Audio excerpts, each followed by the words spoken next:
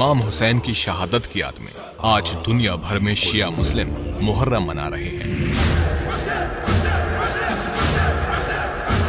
इमाम हुसैन पैगंबर मोहम्मद के नाती थे जो करबला की जंग में शहीद हुए थे। मुहर्रम क्यों मनाया जाता है, इसके लिए हमें तारीख के उस हिस्से में जाना होगा जब इस्लाम में खिलाफत यानी खलीफा का राज था। ये खलीफा पूरी दुनिया के मुसलमानों का प्रमुख नेता होता था। पैगंबर साहब की वफात के बाद 4 खलीफा चुने गए थे। लोग आपस में तय करके इसका चुनाव करते थे। इसके करीब 50 साल बाद इस्लामी दुनिया में घोर अत्याचार का दौर आया।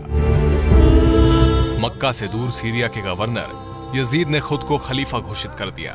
उसके काम करने का तरीका बादशाहों जैसा था, जो उस समय इस्लाम के बिल्कुल खिलाफ था।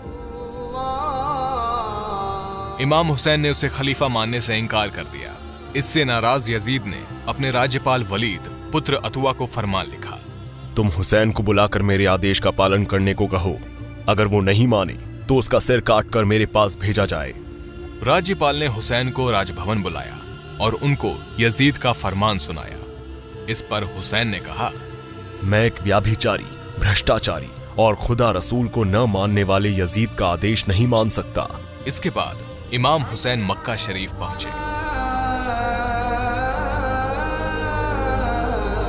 ताकि हज पूरा कर सके। वहां यजीद ने अपने सैनिकों को यात्री बनाकर उनका कत्ल करने के लिए भेजा।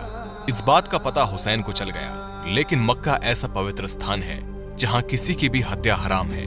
खून खराबे से बचने के लिए हुसैन उम्रा करके परिवार सहित इराक चले गए। मुहर्रम महीने की 2 तारीख 61 हिजरी को हुसैन अपने परिवार के साथ करबला में थे। 9 तारीख तक वो यजीद फौज को सही रास्ते पर लाने के लिए समझाते रहे, लेकिन वो नहीं माने। इसके बाद हुसैन ने कहा, तुम मुझे एक रात की मोहलत दो ताकि मैं अल्लाह की इबादत कर सकूं। इस रात को आशुरा की रात कहा जाता है। अगले दिन जंग में उनके 72 फॉलोअर्स मारे गए। तब सिर्फ हुसैन ही अकेले रह गए थे।